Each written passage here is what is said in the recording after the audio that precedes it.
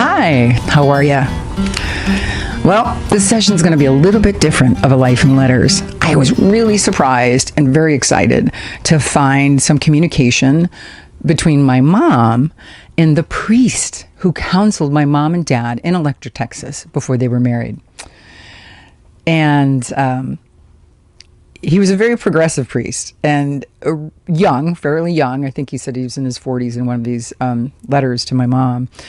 But what he did over the course of a month, what I have anyway, is for missals, what the church used to hand out like every week. I think it's called a bulletin or a missal. It's different things in different parishes, I suppose. But the church bulletin, it was called the Chameleon.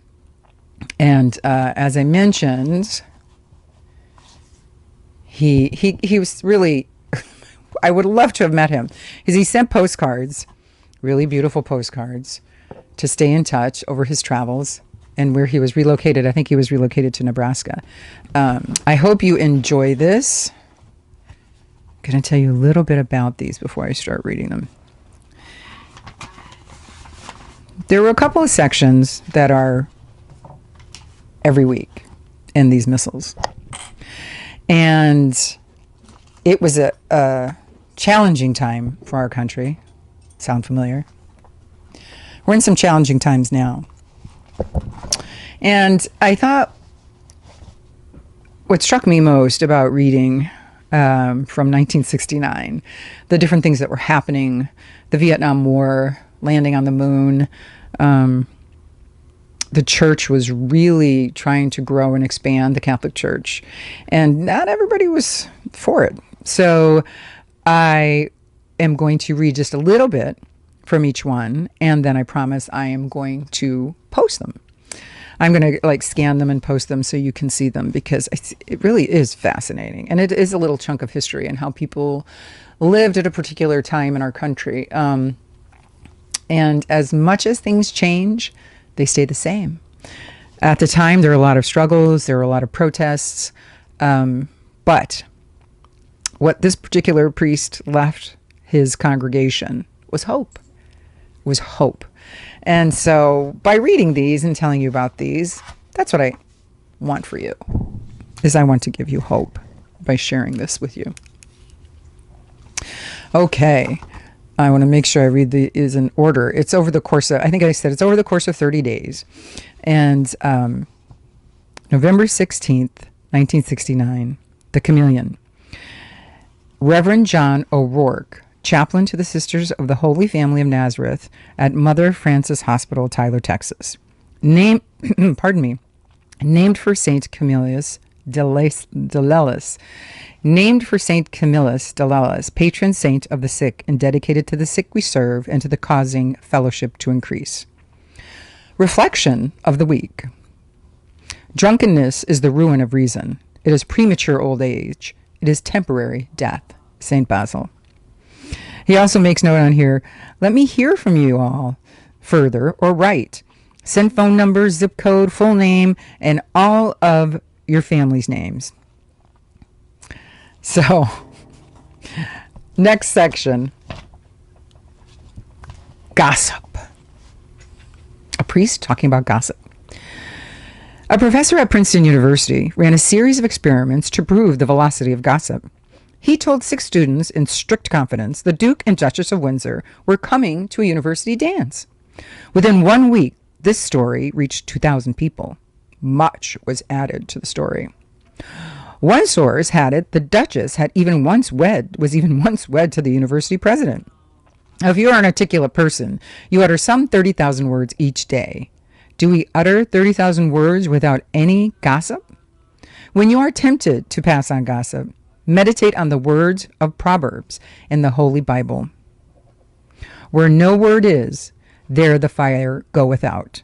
So where there is no talebearer, the strife ceaseth. Think about that. On the prayer list this week, Mass intentions. So this is pretty cool. They had this every week. It was a way to pray for the parishioners and also mention what's happening in the world. So as he mentioned Sunday, Sister Mary Fidentia on her feast day.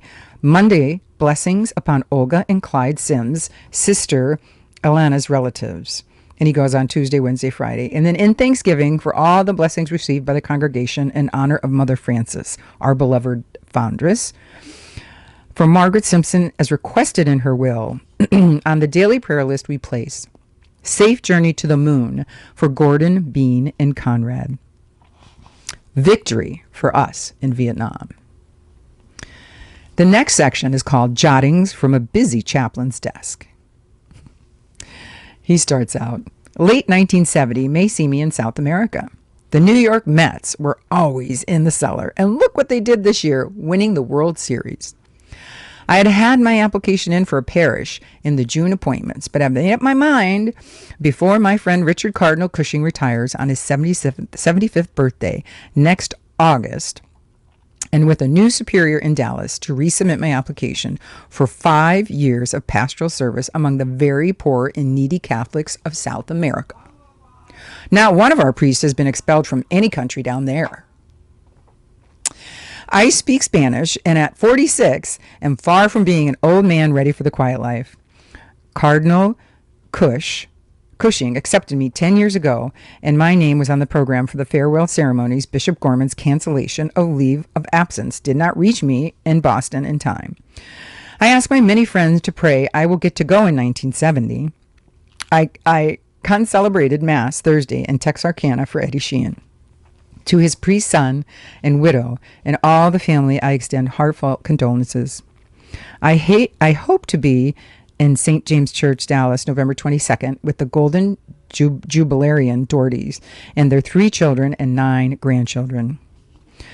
Bishop Chope is expected Tuesday to bless the new altar in our Tyler Parish Church. Enjoyed reading Mary Noel Father Eugene C. Kennedy's book, The People Are the Church. He says the guilt machine has broken down and that the church must change more rapidly, prevailing mentality which is the cause of so many defections of priests. I will be happy to review this book to any literacy group interested. Orchids this week, Rotary International. This is another section in their bulletin missile, which is so cool. Orchids this week, let's give our flowers out while people are here. To Rotary International. Those ads on television are great. Ask yourself, is it the truth? I hope many typical members of Roman Catholic parishes catch that ad on TV and follow it. One of the things that he says in all of his missals, this is the last section I'll read to you from this one, is from the bishops or from the church in some way. So he wants to mention Bishop Chope, I don't know if I'm pronouncing that right, Tschoepe. Good luck. Invites priests to sound off. Our new, 3 weeks long, Bishop Thomas Chopes has gotten off to a fine start by sending all the priests a letter asking them to sound off about any gripes and to fill in a questionnaire, the most magnificent question of which was, do you want to meet with person or persons complaining about you and with the bishop present? Very interesting. So I'll have more to read to you. I especially want to talk about the Rotary because I thought that was very interesting before I go on to read the other 3 to you. The history of the Rotary, I thought it was fascinating that he mentioned this. The Rotary International, just to tell you a little bit, if you want to Google it. I did just a little research. Rotary International is an international service organization whose stated purpose is to bring together business and professional leaders in order to provide humanitarian services, encourage high ethical standards in all vocations, and help build goodwill and peace in the world. It is a secular organization open to all persons regardless of race, color, creed, religion, gender, or political preference. Isn't that fascinating that a Catholic priest would encourage his parishioners to check out the Rotary? I love it when people just want to lift people up. So that was the first one from November 16th, 1969. I have 3 more to read.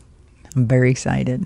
Thanks for joining me, and we'll have another Life in Letters from Grandma Rustler to my mom. Take good care. Bye-bye.